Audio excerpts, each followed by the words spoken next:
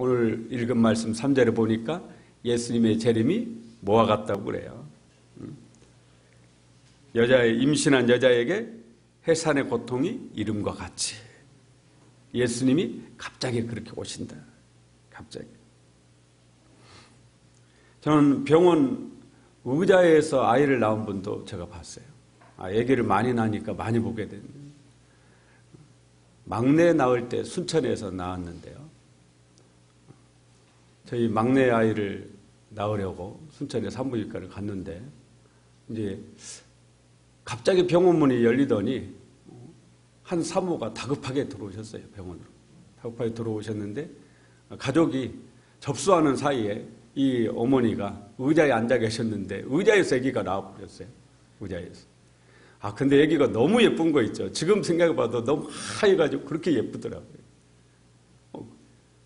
아이 낳는 것을 이걸 잘 모르시는 거죠. 아이 낳는 거. 예수님이 어떻게 오신다고요? 아이 낳는 것처럼. 배가 부르니까 곧 나올 때를 알기는 아는 거예요. 그러나 정확하게는 모르는 거예요. 언제 나올지를. 예수님이 오실 때가 됐다라는 것은 아는 거예요. 여러분 그러지 않습니까? 사실 예수님이 안 오신다고 해도 이 지구에서 더 이상 사는 것이 조금 부담스럽죠. 우리가 세탁기 써보셔서 아시죠? 한번 고장나면 고쳐도 또 고장나거든요. 이 지구가 지금 고장났지 않습니까? 고장나가지고 미세먼지, 옛날에는 들어보도 못한 미세먼지, 옛날에는 들어보도 못한 동성애, 마약 얘기, 별 얘기 다 나오지 않습니까? 기후변화, 고등어가 잡히니 안 잡히니, 오징어가 어디서 잡히니, 이런 얘기는 옛날에 있지도 않거든요. 오존층이 파괴된다라는 얘기들. 지금 이게 완전히 고장이 났거든요. 그러면 분명히 재림의 때는 가까운 거예요. 예수님이 다시 오실 때 세상이 끝나는 분명히 가까이 왔단 말이에요. 그러나 언제인지는 우리가 정확하게 모르는 거죠. 그렇기 때문에 어떻게 해야 된다고 그래요? 항상 깨어 정신을 차릴지라. 오늘 성경 말씀에 항상 깨어 있어라. 정신을 차리고 깨어 있어라. 그렇게 말씀합니다. 우리가 예수님의 재림에 대해서, 재림이라는 것은 예수님이 다시 오신다라는 거죠. 재림에 대해서 너무 열광적이어도 안 되고 너무 무관심해도 안 됩니다. 이게 또 너무 열광적인 분들은 광신자가 된다고요. 신앙은, 광신자는 신앙이 아닙니다. 이단은 신앙이 아니에요. 이단은 교회가 아닙니다. 신천지 교회 하니까 교회라고 생각할지만, 우리 믿는 분들도 신천지 교회 하니까 교회라고 생각하는 분이 있던데 교회 아닙니다. 교회 간판 걸었다고 해서 다 교회가 아니에요. 제가 92년도에 신학교를 다녔는데, 그때 92년도 10월 28일 뭐죠? 휴거 있다고 담임선교회에서. 그런데 우리 반에 여학생, 아주 예쁘장하게 생긴 여학생 하나가 담임선교회에 빠졌어요. 신학생인데도 담임선교회에 빠져가지고 막 본인만 하고 있으면 저희가 어찌 알겠습니까? 그런데 저희를 막 전도를 하는 거예요. 빨리 오라고. 예수님이 10월 18일 날 오시니까 가야 된다고 막 오라고. 그러니까 제가 그때 나이가 좀 많으니까 우리 반 학생들이 저보고 좀 이렇게 가서 설득을 좀 해봐라, 해달라. 그래서 제가 만나서 설득을 하려고 그러는데 오히려 저를 설득하려고 그래요. 오히려. 그래가지고 전혀 말을 들어주지 않아요. 결국에는 학교를 그만두었습니다. 그런데 그해 10월 18일 날 예수님이 오셨어요? 안 오셨어요? 전 국민이 다 보는 데서 뉴스 기자들이 정말 예수님이 오시는지 카메라 들이댔지만 예수님이 안 오셨어요. 그러고 나서 한 15년 지나서 어느 예식장에서 그 여학생을 만났습니다. 학교 다닐 때 꽤 친했으니까요. 너무 반갑더라고요. 그런데 옆에 한 5살 넘어 보이는 애기 하나가 있더라고요. 결혼했다라는 얘기죠. 그런데 제가 너무 반가워서 어떻게 지내냐니까 그 후에 어느 교회 장로님 아들하고 결혼해가지고 지금은 저기 하남, 경기도 하남 말고 여기 하남에 있는 교회에 잘 다니고 있다고. 하나님 은혜가 있는 거죠. 담임선교에 빠진 사람들이 지금도 못 나오고 거기에서 계속 다른 이단으로, 이단에 한번 빠진 사람은 정통교회를 잘 못 옵니다. 다른 이단으로 또 가요. 이렇게. 그러는데 그 친구는 하나님 은혜가 있어요. 장로님 아들 만나가지고 결혼해가지고 우리 정통교회에 잘 다니고 있다고. 그래서 참 하나님 은혜가 있다. 여러분, 예수님 뭐라고 말씀하셨어요? 마태복음 24장 36절에 재림의 날과 재림의 때는 아무도 모르나니 하늘의 천사들도 모르고 아들 예수님도 모르고 오직 누구만 아신다고요? 아버지만 하나님만 아신다. 하나님만 아신다 그랬는데 하나님이 아니까 나도 안다. 이런 사람들이 역사적으로 많이 있었어요. 오늘 본문 1절에도 보면은 형제들아 때와 시기에 관하여는 너희에게 쓸 것이 없으면 때와 시기, 무슨 때와 시기예요? 재림의 때와 시기입니다. 예수님 분명히 이 땅에 다시 오신다 했죠. 요한복음 14장에 예수님께서 내가 가서 너희를 위하여 거처를 예비하면 다시 와서 너희를 나 있는 곳에 있게 하리라. 할렐루야. 다시 오신다. 다시 오신다.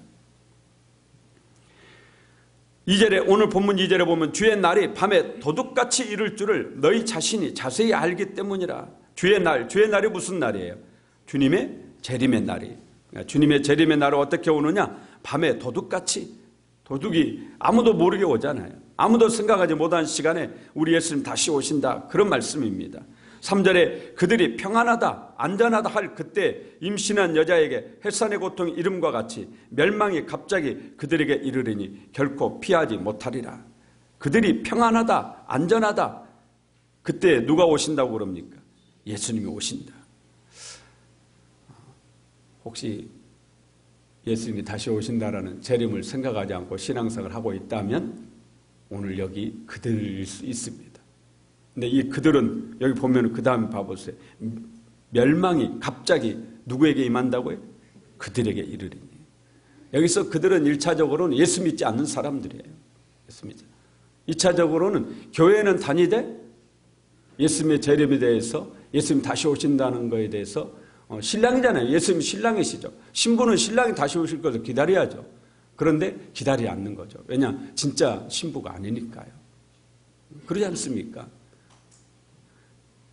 저는 우리 아이가 저녁에 조금만 늦어도 막 마음이 초조해지면서 그냥 어쩔 줄 몰라 하고 막 기다리고 전화하고 카톡하고 우리 아이들은 아빠 걱정하지 말아라고 그렇게 얘기하지만 그렇게 안 되잖아요. 그런데 예수님이 우리의 신랑이시고 우리는 신부인데 신부인 우리가 주님이 언제 오실지 이런 거 아무 관심도 없다. 이 얘기는 내가 신부가 아니다라는 얘기밖에는 그러지 않습니까? 여러분 마음속에 다시 오실 예수님의 재림에 대한 마음이 문득문득 자꾸자꾸 마음속에서 일어나야 될 줄로 믿습니다. 그래서 예수 믿는 게 뭐냐? 예수 믿는 사람의 증거가 뭐냐면요. 주님의 재림을 기다리는 사람이에요. 다시 오시는 예수님을 기다리는 겁니다. 그게 예수 믿는 사람이죠. 저는 휴거를 믿는 사람입니다. 휴거가 뭡니까? 예수님이 이 땅에 오실 때 우리가 공중으로 들림을 받는다라는 거죠. 어떤 목사님들은 휴거가 없다 그러는데 저는 성경을 믿습니다. 휴거를 믿습니다. 성경에 죽지 않고 하늘로 올라가신 분이 몇 분 있죠. 첫 번째 사람이 누구예요? 창세기에 나오죠. 누굽니까? 창세기 5장 24절에 에녹이 죽지 않고 살아있는 그대로 하늘나라로 올라갔죠. 에녹이. 두 번째 인물이 또 있죠.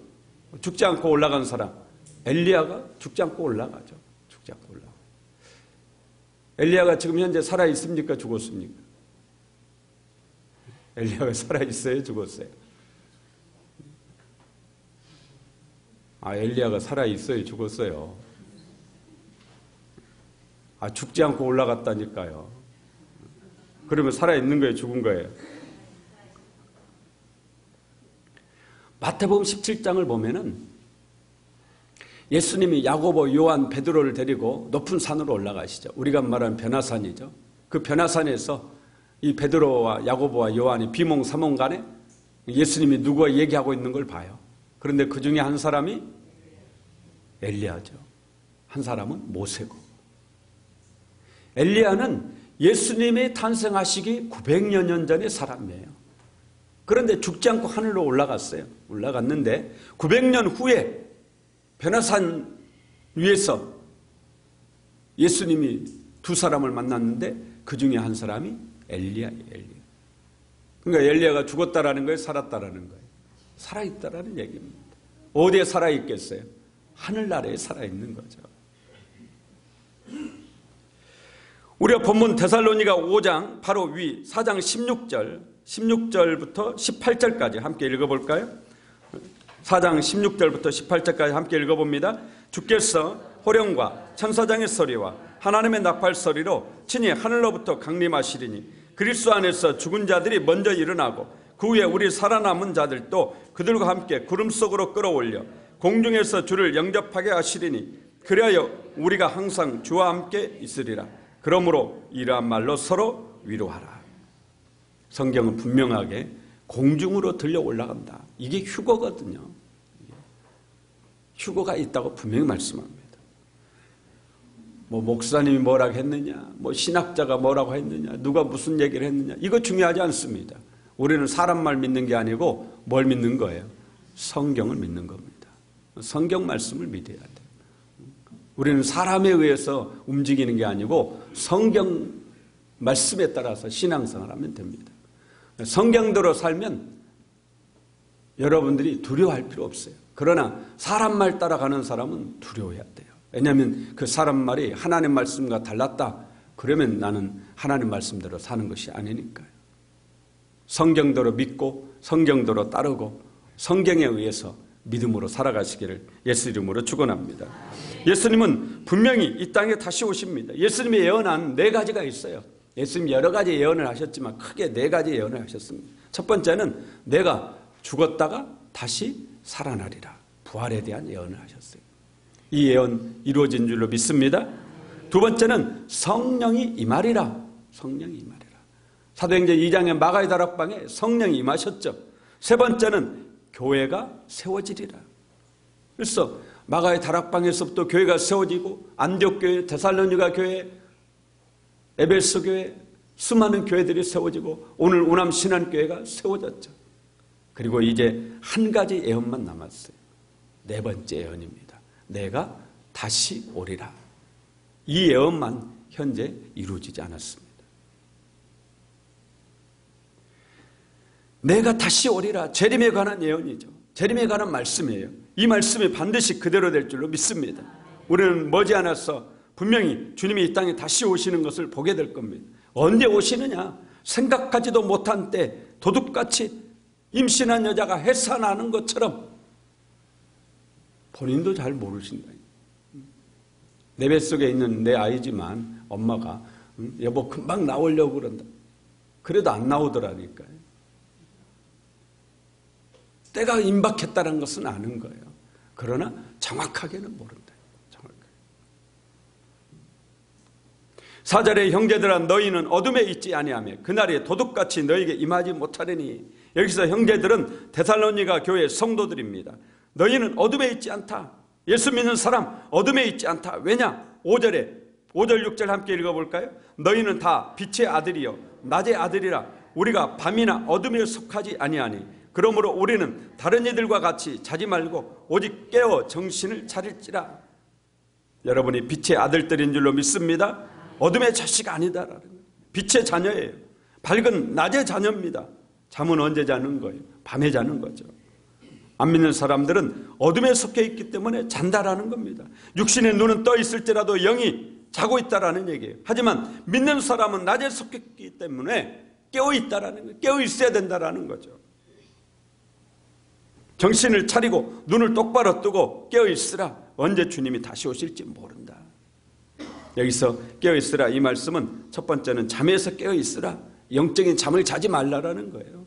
저녁에 잠자지 말고 계속 눈 뜨고 있어라 이런 얘기가 아니라 영적인 잠을 자지 말라 그런 얘기입니다. 항상 신앙으로 살아라. 믿음으로 살아라. 하나님을 생각하며 예수님을 생각하며 살아라.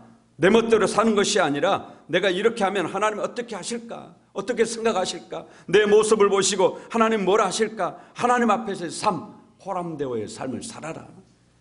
마지막 때를 사는 우리에게 주시는 주님의 말씀인 겁니다. 두 번째 깨어있으라 이 말씀은 술에서 깨어있으라 그런 말씀이에요. 오직 깨어 정신을 차릴지라. 정신을 차릴지라. 여기에 해당하는 헬라어 단어가 네포입니다. 네포. 옛날 성경은 근신할지라 그렇게 번역했어요. 그런데 원문의 뜻이 뭐냐? 술 취하지 말아라. 그런 의미를 가지고 있어요. 예수 믿는 분들 중에도 술 드시는 분들 많은 줄로 알고 있어요. 그러나 오늘 성경은 술에서 깨어있으라 그렇게 말씀합니다. 재림을 기다리는 사람들, 믿음으로 사는 사람들 술에서 깨어있으라. 술이 아무것도 아닌 것처럼 생각하지만 그러나 성경 분명히 말씀합니다. 술에서 깨어있으라. 그런 말씀이에요. 세 번째 깨어있으라 이 말씀은 기도하라 그런 말씀이에요. 누가복음 21장 36절에 그러므로 너희는 장차 올 이 모든 일을 능히 피하고 인자 앞에 서도록 항상 기도하며 깨어있으라. 깨어있을 때는 기도하며 깨어있으라. 골로새서 4장 2절에 기도를 계속하고 기도에 감사함으로 깨어있으라. 깨어있을 때는 뭐하고 깨어있으라고요? 깨어만 있으면 다냐? 그게 아니다라는 거죠. 기도하며 깨어있으라. 그렇게 말씀합니다.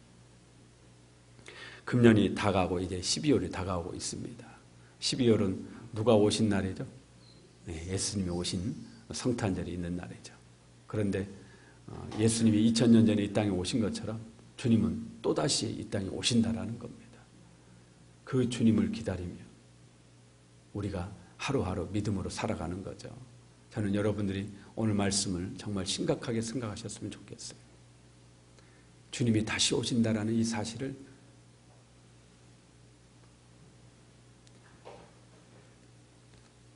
오늘 우리 시대에 사는 우리가 정말 심각하게, 왜냐하면 너무 많은 분들이 이거 별거 아닌 것처럼 생각하거든요. 그러면서 형식적으로 교회에 나오는 분들이 너무너무 많거든요. 정말 안타깝습니다. 적어도 우리 교회 안에서는 그런 분이 없기를 바랍니다. 정말 심각하게. 왜냐? 이것은 여러분의 죽음 이후의 세계를 결정하는 정말 큰일이기 때문에 그렇습니다. 제가 오늘 여기 이 자리에 서 있는 것도 그것 때문에 서 있는 것이 여러분 잘 살게 하려고 제가 여기 서 있는 거 아닙니다. 여러분 뭐 병 나으라고 서 있는, 만약에 그게 제 임무라면은 제가 안수기도만 하고 그래야 되겠죠. 저는 여러분을 천국으로 인도하는 예수 목자장 되신 예수 그리스도에 의해서 여러분을 천국으로 인도해야 될 그런 사명을 가진 목자로서 세워진 것이지. 그렇기 때문에 저는 여러분들이 전도하는 것도 좋지만 여러분 스스로가 먼저 주님이 다시 오실 것을 생각하면서 오늘 이 말씀을 심각하게, 그냥 가볍게 생각하지 마시고 심각하게 생각하시고 다시 오실 주님을 늘 생각하면서 항상 신앙 안에서 살아가시기를 예수 이름으로 축원합니다.